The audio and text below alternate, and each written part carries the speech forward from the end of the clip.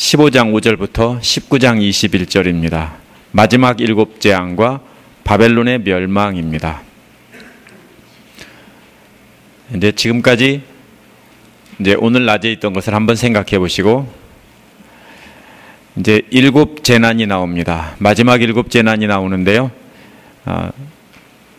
5절에서 증거의 장막, 증거의 장소인 장막선전이라는 말이 나옵니다. 이단들이 자기들 모이는 데를 장막선전이라고 하는데 그런 거 아닙니다.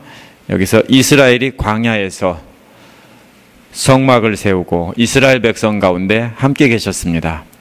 그리고 거기에서 계명도 주시고 이렇게 하셨습니다. 이스라엘 백성과 계약을 맺은 곳이라는 뜻입니다. 이제 6절에 보면은 일곱 천사의 옷은 뭐냐면 제사장의 옷과 같습니다. 그들이 왜 제사장의 옷을 입고 있습니까? 하나님 앞에서 심부름하던 천사들이기 때문입니다.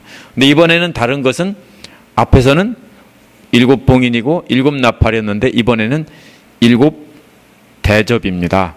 근데 이 대접이요, 깊은 대접이 아니고요, 아주 유물을 보면 납작한 대접입니다. 무슨 뜻입니까? 조금만 한번 기울이면은 기울이다 멈출 수가 없습니다. 조금만 기울이면 다 쏟아지는 그러한 납작한 대접입니다. 그래서 이 메시지가 뭡니까? 대접 심판은 가만히 들고 있으면 있는데 조금만 기울이면은 한 번에 다 쏟아진다는 소리입니다. 병은 어때요? 쏟으면 멈출 수 있죠. 근데 이 대접은 한 번만 기울이면 멈출 수 없어요. 확 다 쏟아진다는 말입니다. 그래서 이 심판은, 하나님의 진노가 담긴 이 대접은 한 번 쏟으면 다시는 주워 담을 수 없다, 이런 뜻입니다. 그 8절에서 하나님의 영광과 능력이 장막성전에 가득 찼다는 것은 이제 구원의 노래와 승리의 노래를 받으셨다는 거예요. 구약에서도 어떻습니까? 하나님이 이제 예배를 받으시고 또 그 자리에 빽빽한 구름 가운데 임하시고 이러는 게 나오죠. 그런 것처럼 여기서 하나님이 구원의 노래와 승리의 노래를 받으셨어요. 찬송을 받으시고 이제는 하나님이 그 안에 임하셨는데, 8절 뒷부분에 뭐라고 했습니까? 일곱 재난이 끝나기 전까지 아무도 들어갈 수 없다. 이 말이 뭡니까? 누군가가 들어갈 수 있으면 어떻게 하겠습니까? 하나님 제발 좀 이제 멈춰주세요 할 수 있는데, 하나님이 문 딱 닫고 들어가 계세요. 그럼 뭐예요? 아무도 못 멈춰요. 그냥 끝까지 간다는 뜻입니다. 아무도 들어갈 수 없다는 것은 하나님이 행하시는 마지막 재난을 아무도 막을 수 없다는 뜻입니다. 아무도 말릴 수 없습니다. 그 심판은 분명히 이루어지고 불순종하는 자에게 하나도 남김없이 다 쏟아질 것입니다. 이것이 마지막 경고입니다. 그래서 이 마지막 경고를 우리 성도들과 사랑하는 모든 성도들, 이웃들 모두에게 우리가 전해야 됩니다. 이 자리에 없는 분들에게도 이것을 알려줘야 됩니다. 성전에서 나오는 큰 음성이 누군지는 밝혀지지 않고 있습니다. 하나님인지 예수님인지 수종드는 천사인지 잘 모릅니다. 명령은 가라는 것과 쏟으라는 것입니다. 아무 데서나 쏟으면 안 되죠. 중간에 엎질지 말고 가서 걔네들한테 확 쏟아라, 이런 뜻입니다. 첫째 천사는 하나님의 진노의 대접을 들고 땅에 가서 쏟았습니다. 아주 나쁜 종기가 생겼다고 했는데 원어는 나쁘고 악한 종기라는 뜻인데요. 이 말은요, 나쁘다는 말은 도덕적으로 행동이 악한 것을 뜻하는 말이고, 악하다는 말은 강제노동에 시달리거나 아주 더러운 귀신에 매여서 꼼짝 못하는 그런 상태를 말합니다. 그러므로 도덕적으로 악한 마음을 갖게 되고 더러운 귀신에 매여서 꼼짝 못하는 그런 상태가 될 것이다, 이런 뜻일 겁니다. 이 악한 종기는 짐승의 표를 받은 사람에게, 우상 숭배하는 사람에게 생긴다고 했습니다. 아까 짐승의 표가 뭐라고 했습니까? 머릿속에 뭐가 들어있다고요? 똥 만드는 게 아니고요. 자기 욕심, 다른 것, 하나님 대신에 머릿속에 딴 것이 꽉 차 있다고요. 이게 이마에다가 인침받은 거예요. 딴 생각으로 꽉 차 있는 것이요. 그래서 이런 사람들, 또 우상에게 경배하는 사람들에게는 이제는 이렇게 종기가 나게 한다 하는 것입니다. 두 번째 대접은 나팔 재앙과 거의 똑같습니다. 차이는 앞에서는 3분의 1만 죽었는데 여기선 다 죽었다입니다. 바다가 죽은 사람의 피 같다는 것은 바다 전체가 죽은 사람의 피가 어떻게 됩니까? 엉기는 거죠. 가게에서 파는 뭐가 같이 돼요? 선지처럼 된다고요. 바다가 가게에서 파는 선지같이 된다는 것은요, 완전히 망한다. 생물체가 하나도 살 수 없다는 뜻인데, 원래 바다는 사탄의 영역입니다. 그래서 사탄의 지배 영역이 완전히 망한다는 상징적인 뜻일 수도 있습니다. 저들은 무고한 성도들의 피를 흘리게 했기 때문에 이제는 거꾸로 저들이 어떻게 됩니까? 엉겨붙은 선지처럼 된다는 겁니다. 이제는 사탄이 엉겨붙은 선지처럼 완전히 죽는다는 뜻입니다. 그러나 우상숭배자들이 직접 다 죽게는 안 했습니다. 뭐가 죽었습니까? 그들이 살 수 있는 근원들이 죽은 것입니다. 그들이 살 수 있는 근원만 제거해서 고통을 당하게 한 겁니다. 셋째 천사가 대접과 강과 샘에 쏟으니 피가 되어 마실 수가 없게 되었습니다. 5절에서는 지금도 계시고 전에도 계신 거룩한 주님이라고 했지만 역시 앞으로 오실 분이라고는 안 했습니다. 왜냐하면 이미 오셨기 때문에. 마지막이고 그때는 이미 오신 뒤이기 때문에 오실 분이라고 안 했습니다. 6절에서 성도들과 예언자를 피를 흘리게 했으니까 이제는 그 피가 강물이 된 그 강물을 마시게 하는 것이 하나님의 공의라는 겁니다. 원래 어떻게 하는 겁니까? 눈에는 눈이라고 하죠. 그것처럼 너희들이 성도들의 피를 흘리게 했으니까 너희들이 이제 피가 된 이 강물을 마셔라. 이것이 하나님의 심판입니다. 그러므로 그렇게 되는 것이 당연하다. 하나님은 이렇게 공정한 분이다라는 겁니다. 넷째 대접이 쏟아집니다. 넷째 대접은 뜨거운 불로 사람들을 태웠다고 했습니다. 이것은 진짜 불이라기보다는 땅의 곡식과 식물들이 모조리 타 없어지는 것을 뜻할 것입니다. 하지만 그때도 여전히 회개하지 않고 하나님의 이름을 모독한다고 했습니다. 참 지독한 사람들입니다. 행여나 우리 자녀가 이런 사람 중에 들어가지 않도록 기도해야 되겠습니다. 다섯 번째 천사가 진노의 대접을 짐승의 왕좌에 쏟았습니다. 그랬더니 짐승의 나라가 어두워졌다라고 했습니다. 어둠이 뭡니까? 어둠은 어떻죠? 캄캄하면 무섭죠? 두려움입니다. 이 두려움인데 11절에 보면 이들은 이러한 아픔과 고통 속에서도 여전히 하나님을 욕했다고 했습니다. 회개하지 않습니다. 계시록에 나오는 심판들이 뭐라고 했습니까? 회개하라고 주는 심판인데 이제 마지막 심판이 내려지고 있는데도 끝까지 회개하지 않고 있습니다. 무슨 뜻입니까? 하나님은 무죄한 사람들을 심판하는 게 아니라 이렇게 지독하게 끝까지 버티는 사람들을 심판하시는 거니까 그 심판은 너무나 당연하고 공의롭다는 뜻입니다. 그죠? 여섯 번째 천사가 큰 강 유프라테스 강에다 쏟았습니다. 유프라테스 강은 로마의 동쪽 국경이라고 했죠. 로마 제국의. 큰 강이 어떤 역할을 했을까요? 왜 이 민족들이 로마 국경이 됐을까요? 하면은 그거는 간단합니다. 큰 강물이 있기 때문에 넘어올 수가 없는 거예요. 우리나라도 영동지방과 영서지방이 달라요. 강원도가. 원주와 강릉이 달라요. 말도 다르고 생활습관도 다르고 완전히 달라요. 오히려 이쪽 사람들은 북한 쪽에 있는 좌우의 함경도 사람들하고 같아요. 이게 뭐냐면요. 태백산맥이 쫙 가로막고 있기 때문에 지금은 강원도 하지만은 옛날 고려시대 지도를 보면은 동쪽으로 길게 뻗어 있죠. 바로 이런 것과 똑같아요. 이 유프라테스 강이 무슨 역할을 합니까? 국경 역할을 해서 못 넘어오게 했던 거예요. 그런데 강물이 말랐어요. 무슨 소리예요? 이제는 마음 놓고 동쪽에 있는 왕들이 진격할 수 있게 됐다는 뜻입니다. 망한다는 뜻입니다. 이제 13절에 용과 짐승과 거짓 예언자는 앞에서 뭐라고 했습니까? 사탄의 삼위일체라고 아침에 얘기했죠. 세 가지 입들을 봤는데 입이 벌려져 있고 거기서 개구리 같은 더러운 영 셋이 나왔다고 했습니다. 근데 이 개구리 같다라고 한 말에 주의해야 됩니다. 뭡니까? 개구리가 어떻습니까? 시끄럽죠. 근데 의미가 없죠. 그래서 아무 의미도 없이 시끄러운 것이 이 더러운 영입니다. 그렇죠? 그래서 개구리 울음소리 같이 시끄럽게 소리는 그럴듯하게 내지만은 결국은 이들이 예언하고 이들이 말하는 것은 다 거짓말이고 쓸데없는 말이라는 뜻입니다. 15절은 이러한 때에 믿는 자들이 어떻게 해야 되느냐 하는 것을 말하고 있습니다. 도적같이 온다고 했는데 갑자기 오신다는 말입니다. 신약 성경 곳곳에서 말하고 있죠. 옷을 갖추어 입고라는 말은요, 옷을 지키고 있으라는 말이에요. 우리식으로 말하면 옷을 지킨다는 말이 이상하죠? 근데 이 사람들은 아마 옷을 벗고 자는지도 모르겠습니다. 그러다 보니까 옷을 벗고 자든지 이러다 보면은 훔쳐갈 수 있죠. 입고 있는 옷을 어떻게 훔쳐갑니까? 자는 사람을 벗겨서 훔쳐갈 수는 없죠. 그러니까 옷을 아마 외출복이나 겉옷 같은 것을 이렇게 놨겠죠. 도둑 맞으면 어떻게 됩니까? 이 속옷을, 겉옷을, 속옷을 도둑 맞은 사람은 어떻게 됩니까? 아침에 일어나면 옷이 없으니까 벌거벗고 다닐 수밖에 없습니다. 부끄러운 데를 남에게 보일 수밖에 없습니다. 여기서 옷을 지키고 있는 것은 우상 숭배를 거부하는 것을 말합니다.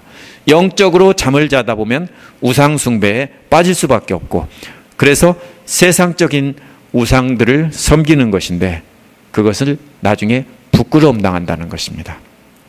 벌거벗고 생식기를 남에게 보여주는 것과 똑같다는 겁니다. 우상 숭배 지금 하죠? 그러면 나중에 그렇게 된다는 뜻입니다. 지키라는 거예요. 옷을 잘 지키라는 거예요. 16절에서 새 영들은 왕들을 속여서 아마겟돈이라는 곳에 다 모이게 했다라는 겁니다. 전쟁 준비가 끝났다는 겁니다. 사탄이 전쟁 준비하는 모습 사이에 15절을 삽입해서 깨어서 옷을 지키라고 하는 것은 적들은 전쟁 준비를 했는데 너희들은 잠만 자면 안 되지, 잘 지키고 있어, 이런 말입니다. 깨어 있으라는 말입니다. 그래서 이 재앙의 목적은 재앙에 있지 않고 성도들을 구별해서 위로하려는 것입니다. 이 아마겟돈이라는 말은요, 구약의 무기또인데요. 이 사람들은 아마겟돈을 문자적으로 해석해서 무기또에서 3차 대전이 벌어진다, 이런 말을 합니다. 무기또가 어디냐면요, 이스라엘 사람들이 전쟁에서 승리한 전쟁터예요. 아주 전쟁의 중요한 요충지예요. 전략적 요충지예요. 여기서 이겼기 때문에 그 무기또, 그 아마겟돈에서 하나님의 군대와 사탄의 군대가 충돌한다는 뜻인데요. 그건 당연히 뭡니까? 옛날에 이스라엘이 거기서 하나님 편에서 이겼는데 지금도 역시 똑같이 그 전쟁은 이긴 전쟁이라는 뜻입니다. 그래서 7째 대접이 쏟아지고 번개가 치고 다 되었다라는 큰 음성이 나고 천둥 소리가 들려왔다. 그래서 지진으로 큰 도시가 세 조각이 났다. 무슨 소리입니까? 큰 도시가 바벨론이라고 했는데 로마라고 했죠? 세 조각이 났다는 말은 뭡니까? 완전히 못 쓰게 됐다는 거예요. 그릇이 세 조각이 나면 어떻게 돼요? 다시 본드로 붙여서 써요? 쓰레기통에다 버리죠. 여기서 무게가 1달란트나 되는 우박이 떨어졌다고 했는데 1달란트는 약 60kg입니다. 무게가 60kg 되는 우박이 떨어진다면 살아남을 수 있는 사람이 어디 있겠습니까? 무슨 뜻입니까? 무서운 심판이 내린다는 거예요. 실제로 그날에 60kg짜리 우박이 떨어져 가지고 깔려 죽는다는 뜻이 아니고 무서운 심판이 내려진다는 뜻입니다. 이것을 강조하는 것은 여기서 뭐라고 했습니까? 그런데 이 심판에도 회개하지 않고 끝까지 하나님을 욕한다라고 했는데 이것은 악인들은 마지막까지 회개하지 않는다는 겁니다. 정리해보면 무슨 뜻입니까? 이 악인들에게 회개할 기회를 주기 위해서 하나님은 심판을 여러 가지를 내리신 겁니다. 그런데 악인들은 계속해서 반복되는 말이 뭐예요? 끝까지 회개하지 않고 하나님을 대적했다라는 것이 계속 나옵니다. 악인들에 대한 이런 심판은 핍박받는 자들에게는 위로이지만 악인들에게는 무서운 경고입니다. 하지만 저들은 듣지 않습니다. 이 심판의 메시지를 통해서 우리가 비춰봐야 됩니다. 서머나 교회가 될 것인가? 아니면 사대교회가 될 것인가? 필라델피아 교회가 될 것인가? 아니면 라오디게아 교회가 될 것인가? 그 중간 교회는 없습니다.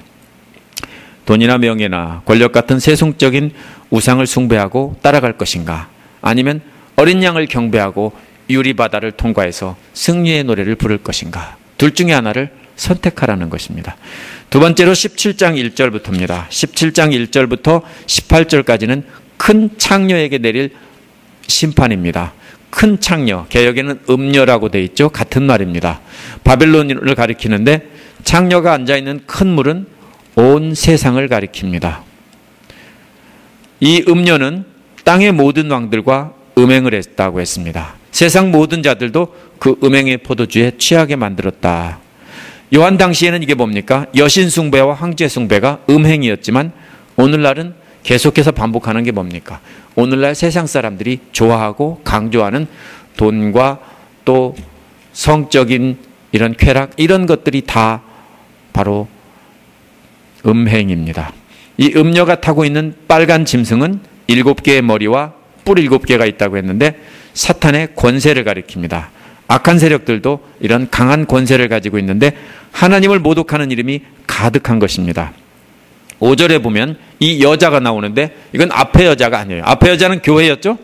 이 여자는 딴 여자예요. 왜냐하면 음녀라고 하고 이 여자라고 했으니까 절대로 앞에 여자하고 혼동하면 안 돼요. 앞에는 거룩한 교회인데 여기는 로마 제국, 그 사탄을 숭배하는 그런 사람들을 말하는 겁니다. 이 여자는 자주색과 빨간색 옷을 입었는데 무슨 뜻입니까? 자주색이나 빨간색은 원래 왕이 입는 옷이지만 또 하나는 뭡니까? 피 색깔이죠. 그래서 순교자들의 피를 이들이 입고 있다라는 뜻입니다. 또 금은 보석과 진주는 18장 12절 13절에 무역 물품 목록에 나오는데요. 로마를 경제적으로 부유하게 만든 무역 시스템을 상징합니다. 또 금잔에 가득한 가증한 것은 자신들의 음행을 통한 더러운 우상 숭배입니다. 경제적인 풍요와 더러운 우상 숭배가 결합해서 성도들을 핍박하고 있다는 것을 상징적으로 나타냅니다. 오늘날도 똑같습니다. 이 경제적인 풍요와 음행은 항상 어떻게 됩니까? 함께 같이 가는 것입니다. 6절에 이 여자가 뭐에 취했다겠습니까? 성도들의 피와 예수의 증인들의 피에 취해 있다는 겁니다. 제가 항상 성도들을 모든 성도가 아니라고 한 말이 바로 이겁니다. 성도들의 피와 예수의 증인의 피, 예수의 증인들의 피에는 일반 성도들인데요. 이 성도들은 거룩한 사람들의 피라는 뜻입니다. 따라서 성도들이란 교회 지도자들을 말하고 증인들이라고 하는 건 뭡니까? 교회에서 증언하던 그 성도들을 말하는 것입니다. 이런 교회 지도자들을 말하는데 교회 지도자들이 주로 죽었죠. 그래서 그들의 피를 말하는 겁니다. 그들의 피에 취해 있다라는 겁니다. 오늘날도 사이비 종교나 타락한 사상이 정치 세력과 손을 잡으면 참혹한 일이 벌어집니다. 오늘날까지 성경도 오늘 본문처럼 본문에 나타난 음녀처럼 돈으로 장식하고 성도들이 세상 풍조를 따르면 안 됩니다. 우리가 그렇게 사는 것은 그 자체가 우상 숭배입니다. 이 여자가 타고 있는 머리 7머리와 10뿔 달린 짐승은 13장 1절에서도 나왔죠. 로마 제국 지도자와 10명의 황제들을 가리킨다 했습니다. 근데 이 짐승은 사탄인데 사탄의 공격 도구가 되어서 성도들을 물어뜯고 뿔로 받아 죽인 것입니다. 그런데 이 10뿔과 7머리는 시대에 따라 바뀝니다. 시대에 따라 성도들을 물어뜯고 핍박하는 세상에 힘 있는 자들을 가리키는 것입니다. 6절 끝부분에 요한이 여자를 보고 크게 놀란 것이 3가지인데요. 화려한 치장에 놀랐고 성도들의 피에 취해 있는 모습을 놀랐고 또 강력한 힘을 가진 짐승에 타고 있는 것을 놀랐다. 뭘 보고 놀랐어요? 외모를 보고 놀란 거예요. 다. 그죠? 무섭게 생겼겠죠. 피에 취해 있고 뭐 화려한 치장을 하고 무서운 짐승을 타고 있으니 얼마나 무섭겠어요. 놀랐어요. 근데 놀라지 말아야 되는 이유가 뭡니까? 비밀을 다 알기 때문에 그래요. 8절에 여자가 타고 있는 짐승은 전에도 있었고 지금은 없으나 장차 무적에게서 올라와서 멸망할 자다. 뭐 같습니까? 그리스도에 대한 묘사와 비슷합니다. 예수님은 전에 계셨는데 초대교회 성도들한테는 지금은 안 계셔요. 근데 앞으로 오실 분이라는 건 믿고 있어요. 비슷하죠? 적그리스도 똑같이 이렇게 짝퉁 적그리스도입니다. 주목해야 될 것은 나중에 멸망할 자다. 이는 멸망하기 위해서 올라온다는 뜻입니다. 멸망하기 위해서 아비스에서 올라와서 사람들을 미혹할 것이지만 결국 멸망할 것이기 때문에 아무 상관없다. 놀랄 필요 없다. 이런 말입니다. 땅 위에 사는 자들은 창세로부터 생명책에 기록되지 않은 자들. 이 말에 참 주의해야 됩니다. 이 구절을 잘못 해석하면은 예정론으로 해석할 수 있습니다.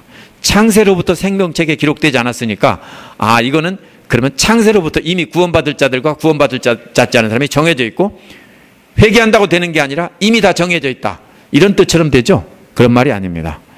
이 말은 창세로부터 계시가 이루어질 시점까지 생명책의 이름이 기록된 사람들이라는 뜻입니다. 무슨 말씀인지 이해가 되세요? 이것이 창세부터 이미 한꺼번에 딱 기록된 게 아니라 창세로부터 계시록이 이루어질 시점까지 계속해서 생명책의 이름이 기록되어질 것인데 그 이름이 한 번도 기록된 적이 없다는 뜻입니다. 땅 위에 사는 자들이 놀라고 있는 이유는 전에도 있었고 지금은 없으나 장차 나타날 것이기 때문입니다. 저들은 적그리스도가 진짜라고 생각합니다. 그래서 이 부분은 핵심은 뭡니까? 적그리스도가 나타나서 사람들을 미혹할 것인데 성도들은 뭡니까? 요한이 미리 답을 알려줬으니까 두려워할 필요가 없고 속을 필요 없다는 겁니다. 세상 사람들은 속고 멸망하지만은 그들이 그리스도가 그 마음에 없기 때문에 속는 겁니다. 우리가 그리스도를 마음에 모시고 있으면 그 자리에 적그리스도가 들어올 자리가 없는 것입니다. 그러므로 우리는 속지 않는데 왜 속지 않을 수 있습니까? 예수님을 모시고 살면 속지 않습니다. 예수님이 뭐라고 했어요? 빈집 얘기를 했죠. 귀신이 나가고 빈집이 됐을 때 뭐예요? 더 많은 귀신을 데리고 들어와서 개판 5분 전이 된다고 그랬죠. 바로 그런 것처럼 우리 마음에 예수님을 모시고 있으면 걱정이 없습니다. 모시고 있지 않으면 그 자리에 적그리스도가 들어가는 거죠. 9절에 일곱 산이라는 말은 로마에 있던 일곱 언덕인데요. 원래 7개 언덕에 모여 사는 7개 부족이 연합해서 세워진 게 로마입니다. 그래서 7은 완전수이므로 사탄이 상징하는, 사탄이 깔고 앉아있는 온 세상을 상징하는 것입니다. 아직 나타나지 않은 다른 하나가 있다고 했는데 이것은 사탄이지 어떤 왕을 가리키는 것이 아닙니다. 따라서 7왕 플러스 사탄입니다. 이 모두가 뭡니까? 그리스도를 대적하는 자들입니다. 이 악한 세력들의 연합해서 짐승에게 권력을 주겠지만 결국은 어린 양이 이긴다. 어린 양은 만왕의 왕이고 만주의 주이기 때문입니다. 어린 양과 함께 있는 성도들이 부르심을 받고 택하심을 받은 사람들이기 때문입니다. 여기 15절에 창녀가 앉아있는 물이 원래는 구약의 바벨론 강과 유프라테스 강을 말한다고 했습니다. 물이 없는 곳에 살던 이스라엘 사람들이 포로로 잡혀가서 바벨론 강을 봤을 때 얼마나 놀랬겠습니까? 그 큰 강에 물이 콸콸 사시사철 흐르니 놀랐겠죠. 압도되었을 겁니다. 이렇게 엄청난 자원을 소유하고 있는 겁니다. 물 자체가 자원이에요. 물이 많이 있으면 그건 뭡니까? 거기에서 농사 짓고 사람이 살 수 있는 것이기 때문에 물 자체가 자원입니다. 엄청난 자원을 소유하고 있습니다. 로마라는 도시도 마찬가지입니다. 이 창녀에 비유한 도시도 화려한 도시이고 엄청난 자원을 소유하고 있었습니다. 물질과 명예와 권력 등으로 아주 화려한 도시였습니다. 이 16절에 보면 이 창녀는 자신이 타고 있던 짐승과 열불에게 공격을 당합니다. 웃기죠? 자기가 타고 있는 짐승이 공격하는 거예요. 자기 집 개가 자기를 무는 거예요. 짐승은 사탄이고 열불은 사탄의 앞잡이였는데 마지막 때는 이 사탄의 앞잡이들이 연합해서 이 창녀를 공격한다는 얘기예요. 그리고 벌거벗겨진다는 거예요. 무슨 소리예요? 시체가 불태워지는 거예요. 뭐 같아요? 구약의 이세벨이 벌거벗겨져서 불에 태워지는 것과 똑같은 모습입니다. 가장 모욕적인 죽음인데 내분이 일어난다는 거예요. 이렇게 불신자였던 로마 역사가 타키투스는 중립적인 입장에서 네로가 크리스찬을 핍박한 얘기를 써놨습니다. 수많은 크리스찬들이 벌거벗겨지고 굶주린 개들과 다른 맹수들에게 던져져서 물어뜯기게 했다. 또 햇빛이 없는 어두운 때에는 신자들에게 타르를 적셔서 십자가에 달아놓고 불을 붙여서 어둠을 밝히는 가로등처럼 사용했다. 타키투스의 애널에 기록되어 있는 정확한 내용입니다. 그 사람은 신자가 아닙니다. 이해가 되세요? 얼마나 핍박을 당했는지. 그러한 사람들, 요한계시록이 기록될 때 네로는 이처럼 잔혹하게 성도들을 핍박한 뒤 약 20년쯤 뒤가 흐른 뒤입니다. 아직도 기억이 생생합니다. 가족들을 잃고 형제들이 죽어 쓴 그런 기억이 생생한 때입니다. 네로의 핍박은 일시적이었지만요, 도미티안 황제 때는 본격적인 핍박이 시작돼서 대대적인 핍박이 있었습니다. 이러한 핍박 속에서 살던 성도들에게 로마가 내분 일어난다는 것은, 망한다는 것은, 사탄의 왕국이 내분 일어난다는 것은 바로 위로의 메시지입니다. 17절에 보면 하나님께서 당신의 마음을 이루실 때까지 당신을 뜻을 행하려는 마음을 열불과 짐승들에게 주셨다. 이게 뭐예요? 짐승들이 하나님 뜻에 순종한다는 뜻이 아니라 자기들끼리 자신도 모르게 서로 죽여서 멸망하도록 하나님이 그렇게 놔두셨다는 말입니다. 뭐가 같습니까? 영화나 드라마에서 자기들끼리 내분이 일어나서 죽이고 죽여서 저절로 망하는 것과 똑같습니다. 18절에 이 음료는 세상의 임금들을 다스리는 통치권을 가진 큰 도시를 가리킨다. 이렇게 설명했습니다. 요한 당시에는 로마였는데 그의 지배를 받던 다른 나라 왕들이 반기를 들어서 망하겠죠. 그런 뜻입니다. 그래서 로마를 벌거벗기듯 부끄럽게 만들고 살점을 파먹고 결국 불태워버리는 반란을 일으킨다. 이렇게 해석할 수 있습니다. 그렇지만 계시록은 항상 already고 but not yet입니다. 과거에 실제로 일어난 역사적인 사건일 수도 있지만 앞으로 아직 이루어지지 않은 사건을 말하는 것입니다. 오늘날 창녀와 같은 거대 도시가 어딜까요? 사실 도시를 가리키지만 그 도시는 온 세상을 지배하는 거대한 제국의 중심 도시입니다. 아직 세계를 지배하는 강력한 제국은 없는 것 같습니다. 미국이 강력한 세계를 지배한다고 하지만 아직은 아닙니다. 중국도 있고 다른 나라가 맞서고 있기 때문에 독자적으로 세계를 지배한다고 볼 수는 없습니다. 하지만 그러한 조짐이 보이기 시작합니다. 미국은 가장 큰 나라이고 또 세계 최대의 도시는 뉴욕입니다. 전 세계의 경제를 흔드는 곳이에요. 뉴욕에서 기침을 하면 전 세계 경제가 뒤흔들립니다. 그런데 이곳이 반기독교적인 도시이고 믿는 자들이라면 조롱거리가 되는 그런 도시입니다. 실제 기독교 인구는 선교지 수준 이하로 떨어졌습니다. 계시록을 보면서 우리는 항상 현실을 직시해야 됩니다. 세상에 이런 도시들은 제가 그렇다고 반드시 뉴욕이 그렇다라는 뜻은 아닙니다. 그렇게 바라보고 가장 강력한 나라의 중심 핵심에서 이렇게 그리스도를 반대하는 운동이 일어날 것이다 라는 뜻입니다.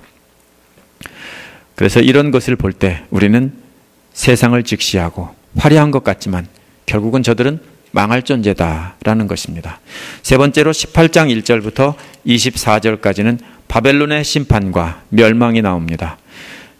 요한은 또 다른 천사가 하나님의 영광과 함께 내려오는 환상을 보았습니다. 그 뒤에라는 말은 창녀가 비참하고 수치스럽게 죽게 될 것과 그 창녀는 바로 큰 도시를 가리킨다고 말한 뒤에입니다. 자기들끼리 싸워 망할 것이다 라는 것을 보여준 뒤에 다시 창녀를 바벨론으로 불고 있습니다. 뭐라고 합니까? 무너졌다, 무너졌다. 큰 도시 바벨론이 무너졌다. 이게 뭐 하는 겁니까? 아이고, 아이고 하고 곡을 하는 겁니다. 창녀인 바벨론이 죽었다고 곡을 하는 것입니다. 이 말은 요한은 로마가 멸망한다는 말로 들었을 것입니다.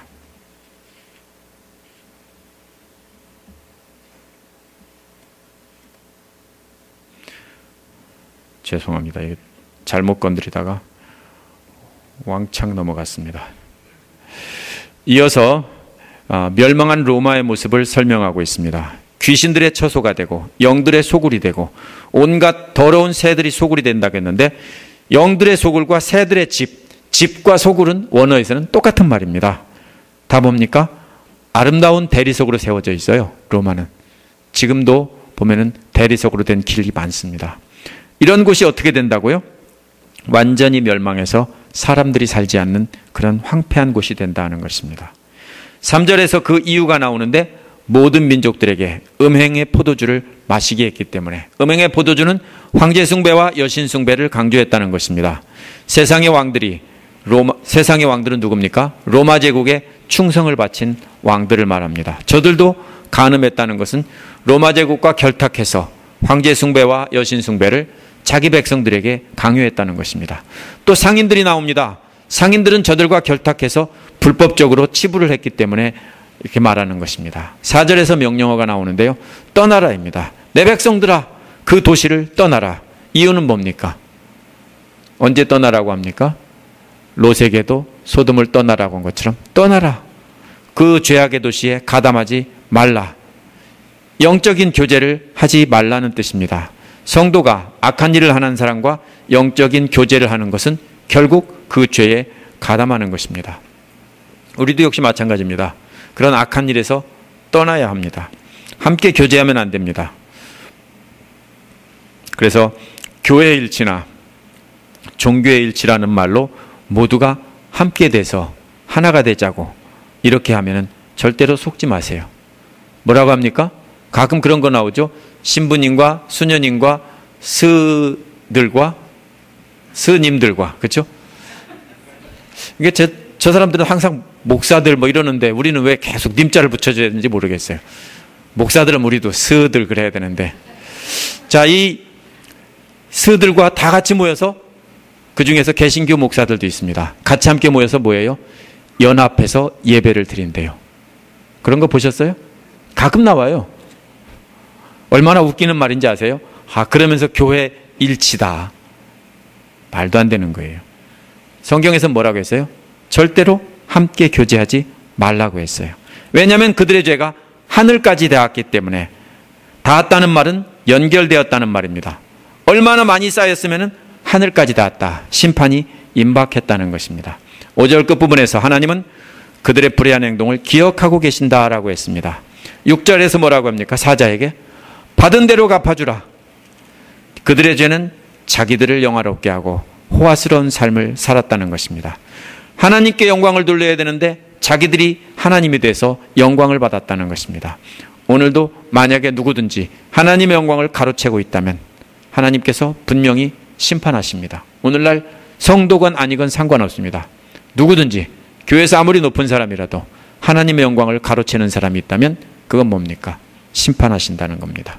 그 벌은 그만큼 슬픔과 고통을 안겨주는 것인데, 이유가 7절에 나옵니다. 자신은 여왕이 아니고 과부가 아니니 절대로 슬픔을 맛보지 않을 것이다. 자신은 여왕이고 과부가 아니라는 겁니다. 폼 잡는 거죠. 내가 왜 슬픔을 당해? 나는 여왕인데 나 과부 아니야. 그런데 8절에 그 벌이 나옵니다. 갑작스런 죽음과 슬픔과 굶주림, 그리고 완전히 불타버릴 것이다. 그러면 뭐예요? 여왕도 소용없죠. 왜냐하면 그 도시를 심판하시는 분은 하나님이시기 때문입니다.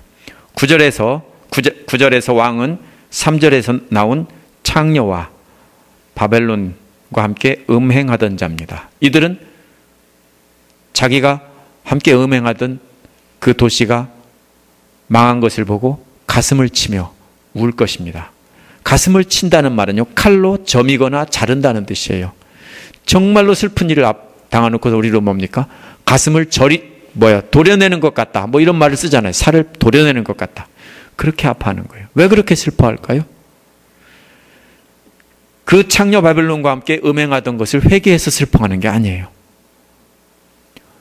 그 돈으로 우상 숭배하면서 사치스러운 생활을 하던 사람이 그 근원이 없어지니까 슬피 울며 가슴을 치는 거예요. 이렇게 지독하게 끝까지 회개하지 않고 슬퍼하는 겁니다.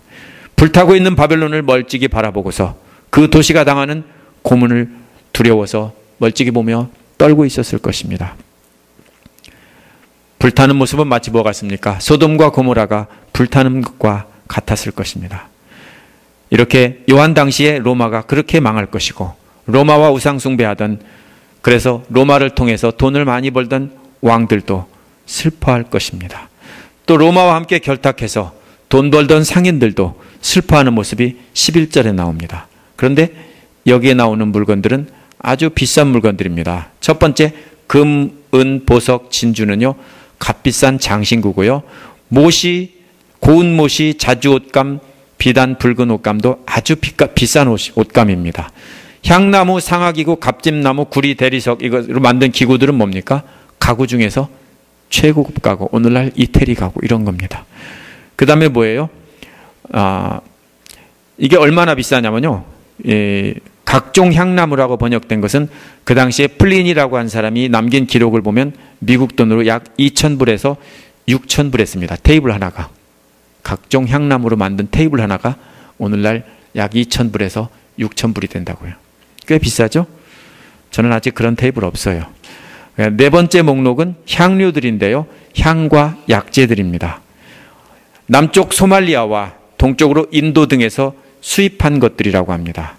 계피, 향료, 향, 모략, 유향은 서민들은 만져보지도 못하는 겁니다. 그 중에서 향이라고 번역된 것은 소말리아와 남아라비아에서 수입하던 건데 그 한 로만 파운드에 로마 군인 보름치 정도의 품삯에 해당됐다고 합니다. 꽤 비싸죠. 다섯 번째 목록은 음식들인데 역시 사치품이에요. 포도주는 스페인에서 수입한 것이고 밀가루도 역시 수입한 겁니다. 서민들은 먹지도 못하는 아주 고급 식재료들입니다. 여섯 번째가 뭡니까? 소와 양과 말과 병거와 노예와 사람의 목숨과 사람의 가축, 기구, 가축과 기구. 이게 뭡니까? 이상하죠? 왜 소와 말과 병거와 이런 것은 뭡니까? 노예와 그 도구들인데 노예 또 사람의 목숨도 뭐냐면요. 역시 마찬가지예요. 바로 사람을 말하는 거예요. 이 사람들은 이렇게 노예를 뭐로 취급했어요? 가축처럼 이렇게 취급했어요. 실제로 로마 제국에서 이런 것을 장사꾼들에 들여오면서 엄청난 사치와 부를 누렸습니다. 그런데 거기에다가 대던 장사꾼들이 통곡을 할 거라는 겁니다. 근데 앞에 왕들보다는 덜 아파하는 겁니다. 칼을 저민다고 안 했어요. 칼로 저민다고 하지 않고 그냥 슬퍼한다고만 했기 때문에. 이 모든 것이 다 보면 로마 제국과 결탁해서 이익을 얻던 왕들과 상인들, 이 사람들은 노예를 다 어디서 났을까요? 전쟁터 같은 데서 사오겠지만은 그걸로는 충당이 안 되면 뭡니까? 잡으러 다녔을 겁니다. 그래서 사냥해다가 팔았을 겁니다. 이렇게 해서 오늘날도 역시 돈이 된다고 하면은 마약 장사든 뭐든지 다 하는 사람도 바로 이 당시에 불법적인 상인들과 똑같은 것입니다. 모두가 다 슬퍼하는데 17절에서 19절에 보면요. 배가 지고 있는 오늘날로 말하면 뭡니까? 유홀이나 뭐 페덱스 같은 거 이런 거 하는 사람들이 슬퍼한다는 거예요. 물류업에 종사하는 사람들이 슬퍼하는데 다 뭡니까? 자기 관심사. 로마를 놓고 돈 벌다가 돈벌이가 사라지니까 슬퍼하는 모습입니다. 저들은 모두 부정한 수단으로 재산을 모으던 사람들입니다. 돈벌이가 사라진 것에 슬퍼하는 것이지 정말로 회개해서 슬퍼하는 것이 아닙니다.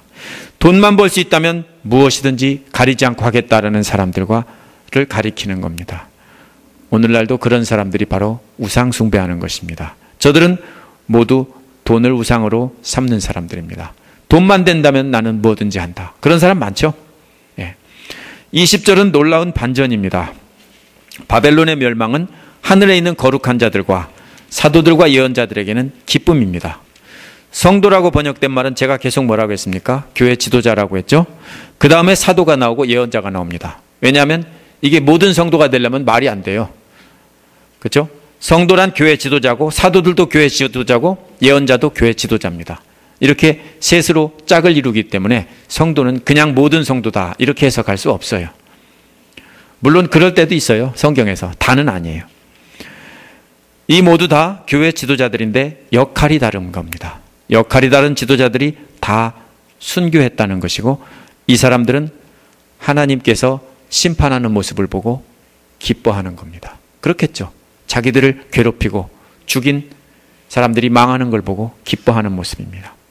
계시록을 보면서 전혀 두려워할 필요가 없습니다. 마치 영화 끝부분에서 악당들이 모조리 죽고 멸망하고 건물이 무너지고 폭파되고 그러면서 우아하고 박수치는 것과 똑같습니다.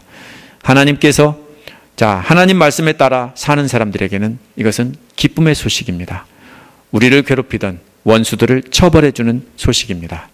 21절에 천사가 맷돌 하나를 바다에 던지면서 큰 도시 바벨론의 흔적조차 찾을 수 없을 것이다.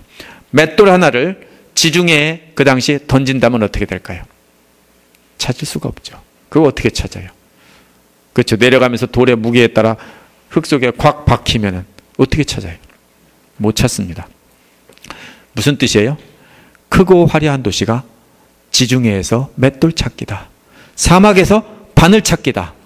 뭡니까? 절대로 찾지 못할 만큼 완전히 망할 것이다. 이런 뜻입니다. 어떻게 흔적도 없이 찾을 수 있는지 그 다음에 22절부터 설명하고 있거든요. 악기 연주하는 소리가 안 들릴 것이다. 로마에서는 항상 풍악이 울렸어요. 잔치를 벌였는데 이 잔치는 이웃나라에서 백성들이 먹을 것을 뺏어다가 잔치를 벌인 거예요. 두 번째는 세공장이가 안 보일 것이다 하는 건데 이거는 금은 보석을 만드는 사람이 아니라 기술자들입니다. 가구나 기계나 여러 가지 도구를 만드는 기술자들입니다. 22절에는 맷돌 소리가 안 들린다 하는 겁니다. 맷돌 소리가 뭐예요? 곡식을 가르려면 맷돌 소리가 들려야 되는데 안 들린다고요. 오늘날로 말하면 방앗간이 멈췄다는 소리예요. 또 뭐가 나옵니까? 등불이 안 보인다고 해서 23절에서는. 밤에 등불이 안 보이면 어떻게 돼요? 사람이 안 사는 겁니다. 23절에는 신랑 신부의 음성이 안 들린대요. 사람 사는 곳이라면 어디선가는 죽기도 하고 어디선가는 신랑 신부가 결혼하고 축하를 하기도 하고 어디선가는 아이도 낳고 이래야 되죠. 근데 안 들린다는 거예요. 무슨 소리예요? 세 번이나 안 보이고 안 들리고 안 보이고 안 들리고 이건 뭡니까? 완전히 사라진다 이런 뜻입니다. 23절 끝부분에는 그렇게 완전히 사라진 이유는 상인들이 땅의 세도가로 행세했기 때문입니다. 원래 세도가라는 말은 왕이나 왕자 같은 큰 권력을 가진 그 정치가들인데요. 상인들은 그런 사람들이 아닙니다. 근데 상인들이 돈을 많이 벌고 권력에 유착해서 그렇게 했죠. 오늘날도 그렇죠. 상인들은 원래 높은 사람들이 아니에요. 재벌이. 근데 오늘날은 뭡니까? 마치 왕같이 행동하죠. 옛날에도 그랬어요. 중세에도 그렇고 해적들도 그렇고 다 그랬습니다. 바로 저들은 악행으로 백성들은 굶주림에 시달리고 신음하며 살았습니다. 모든 민족들이 내 마술에 속아 넘어갔다. 이것은 로마 황제가 신이다. 로마 황제를 경배하려면 어떻게 합니까? 잘 먹고 잘 싸게 해주고 병도 안 걸리고 죽지 않게 해주겠다. 그런데 다 속아 넘어갔다. 이 뜻입니다. 하나님의 자리에 로마 황제를 올려놓고 섬기도록 속였는데 이제는 다 망했으니 수많은 나라들을 속였다 하는 것입니다. 24절에 그러한 속임수에 넘어가지 말고 않고 예수 그리스도가 주라고 외치다가 죽어간 성도들을 말하고 있는데요. 예언자란 하나님의 음성을 사람들에게 전하던 사람들입니다. 성도는 아까 말씀드린 것처럼 교회 지도자들이고 죽임당한 사람들이란 모든 성도들을 말합니다. 이들은 로마 황제를 숭배했기 때문에 모두 죽임당했습니다. 그래서 하나님은 저들을 심판하셔서 흔적도 안 보이게 없앤 것입니다. 바벨론이 어디가 됐든지 오늘날도 역시 그 도시는 가난한 나라를 착취해서 부귀영화를 누리고 하나님을 대적해서 믿는 자들을 핍박하고 똑같습니다. 계속 그렇습니다. 그때 상인들은 무역을 통해 큰 돈을 벌어 왕과 같은 권력을 갖게 될 것입니다. 많은 우상들이 있었지만 갈수록 우상은 좁혀집니다. 그게 뭡니까? 이제는 돈입니다. 돈만 있으면 나머지는 다 되기 때문입니다. 마지막 때를 살면서 우리가 돈을 다스리고 살아야지 돈의 노예가 되면 안 돼요.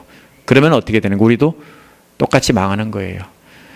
네 번째로 찬양과 어린 양의 혼인잔치가 나오는데요.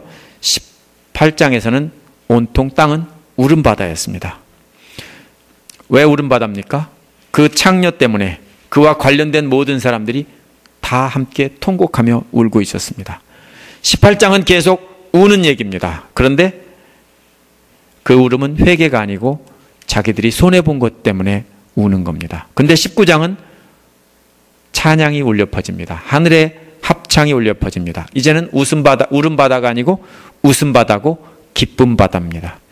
수많은 무리들이 큰 소리를 내는데 요한은 보지는 못하고 이것은 듣기만 했다. 그래서 소리가 들렸다. 이런 겁니다.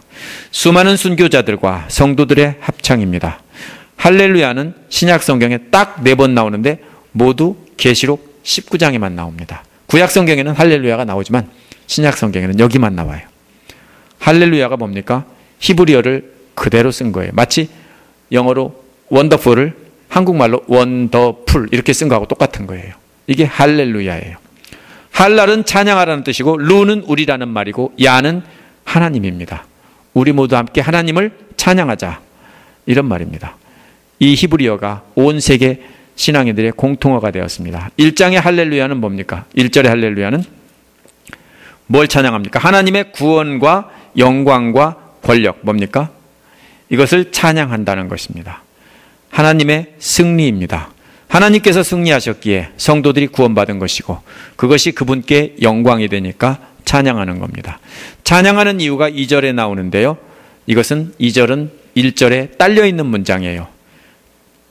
하나님의 심판이 참되고 의롭기 때문이에요. 왜 악인들은 심판하고 의인들은 이렇게 위로하시니까 의롭다는 거죠. 두 번째 이유는 음행으로 세상을 망친 창녀를 심판하셨기 때문에 그래요. 세 번째는 뭡니까? 성도들을 사자굴에 던지고 죽게 만들고 또 타르를 묻혀서 불 붙여서 가로등으로 썼던 그런 저들에게 피해 원한을 갚아주셨기 때문에 그래요. 이 세 가지가 바로 그 이유입니다. 3절에서 다시 무리들은 할렐루야를 외칩니다. 이번에는 연기가 끊임없이 올라가는 것을 찬양하고 있습니다. 전에는 성도들을 태우는 연기가 끊임없이 올라갔는데 이번에는 음녀가 불타고 있는 연기가 끊임없이 올라가고 있다는 겁니다. 이제는 다시 소생이 불가능하고 불타면 고칠 수 없죠. 그렇죠? 식탁, 책상 불탄 거 고칠 수 있는 사람 아무도 없어요. 부러진 건 고칠 수 있어요. 그죠? 불탄 거는 못 고쳐요. 바로 그 소리예요. 완전히 망했다는 겁니다. 24장로와 내생물이 큰 무리 합창을 받아서 화답하는 찬송을 부르고 하나님을 경배합니다. 그렇죠? 모든 무리가 찬양하는데 이번에는 거꾸로 앞에서는 뭡니까? 내생물과 24장로가 찬양하면은 큰 무리가 받아서 했는데 여기서는 거꾸로 큰 무리가 하는 것을 24장로와 내생물이 받아서 찬양합니다.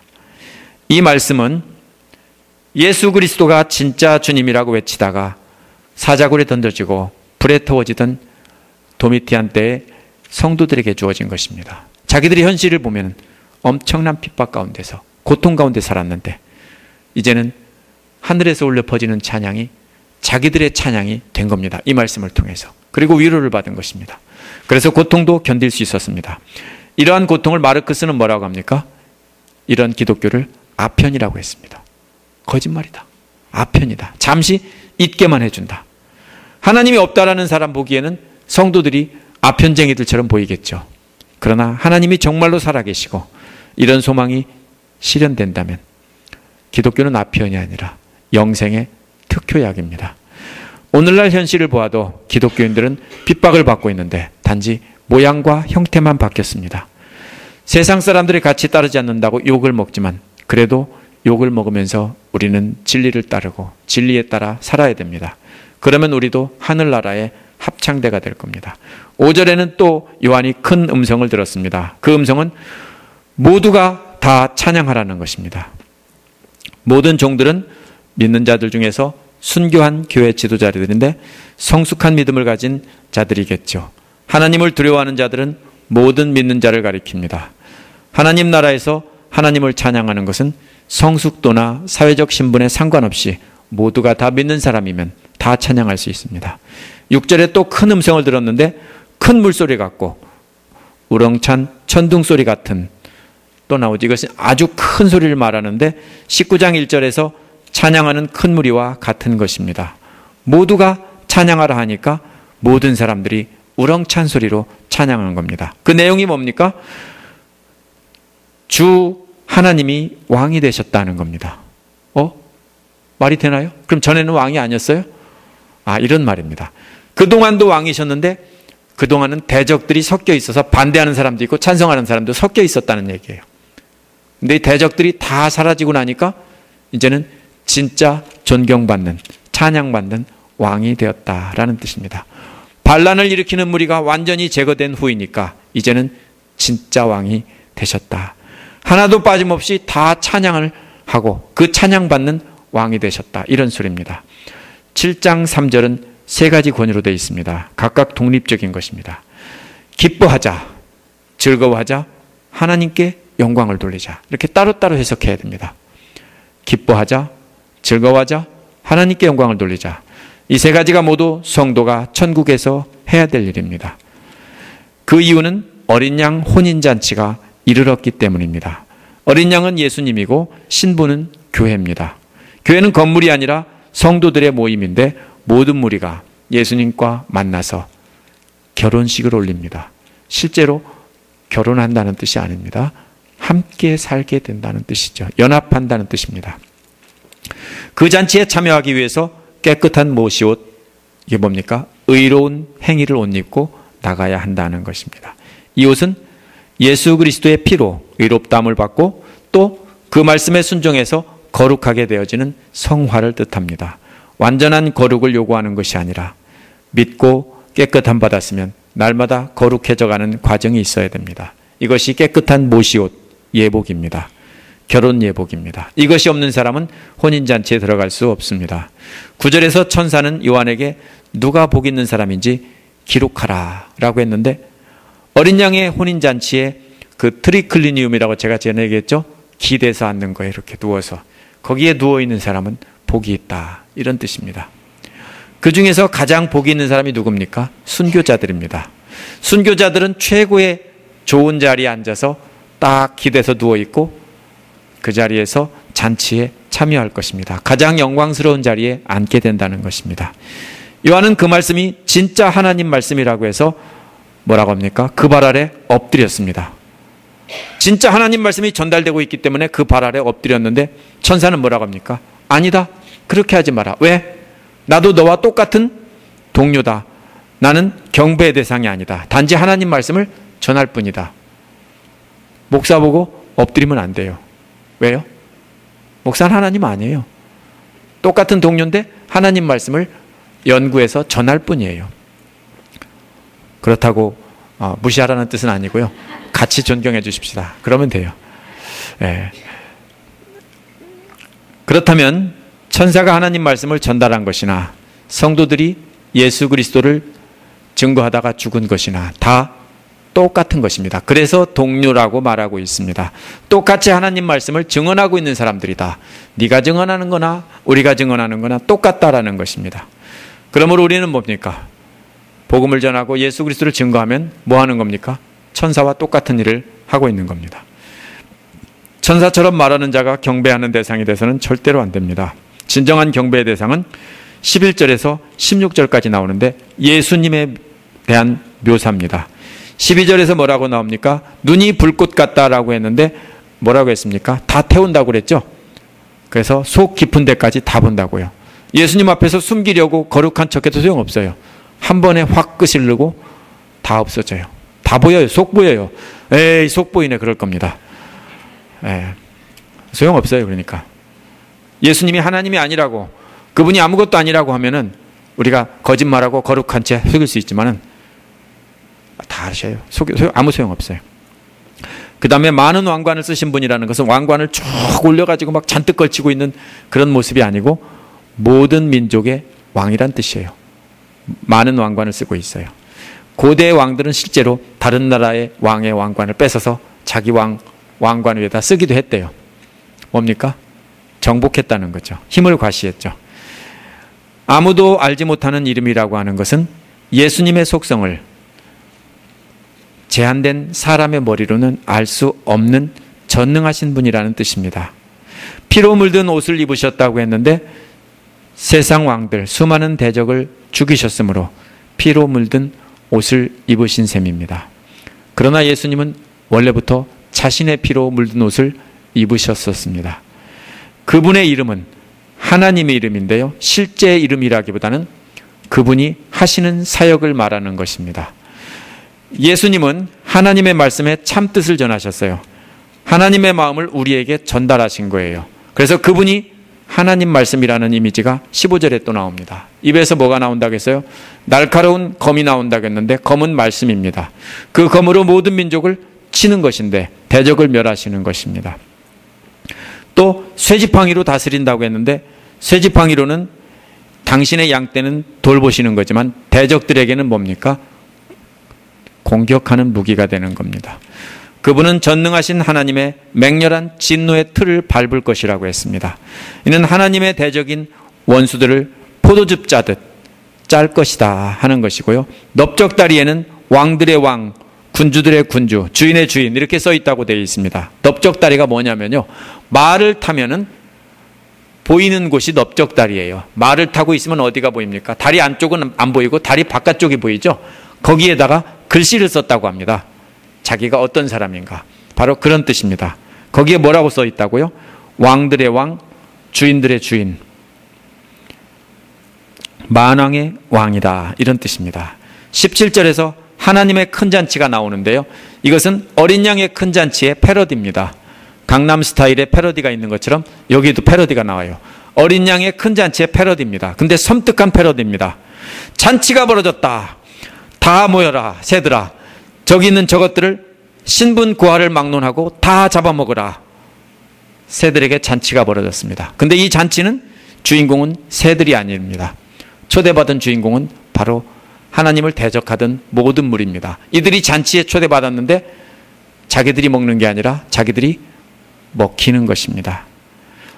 그러나 하나님을 따르는, 어린 양을 따르는 자들은 새하얀 모시옷을 입고 어린 양의 혼인잔치에 참여해서 우리가 잔치를 경험하게 된다는 것입니다. 이 패러디도 재미있죠. 자, 강남 스타일 패러디가 아니고 어린 양의 혼인잔치 패러디입니다. 이 패러디 뒤에 나오는 모든 대적들, 또 예수님과 그 군대에 잡혀 모두 심판받는 내용이 나옵니다. 짐승과 거짓 선지자가 잡혀서 유황불이 타오르는 바다에 던져졌고, 그에 따르는 자들은 모두 예수님의 입에서 나오는 칼에 맞아 죽었습니다. 앞에서는 칼이 복음이라고 했는데 이번에 칼은 뭡니까? 심판의 말씀이에요. 칼이 말씀을 뜻한다고 했죠. 그래서 성도들에겐 복음을 전하시지만 대적들에게는 심판의 메시지입니다. 그래서 심판의 말씀입니다. 마귀를 따르던 사람들이 새들의 먹이가 되었다는 것도 실제로 새들의 먹이가 된다고 보면 안 됩니다. 모두가 비참하고 수치스러운 죽음을 당하고 고통을 당한다는 뜻입니다. 그래서 지금 제가 참 바쁘게 했는데 그래도 감사한 거는 1시간이 안 걸렸다는 사실입니다. 정신없이 와서 이제 마지막 한 부분을 남겨놓고 있습니다. 오늘 내용 다시 한번 보시고 나중에 CD로 들으시면서 다시 한번 복습하시기 바랍니다. 우리 기도하겠습니다.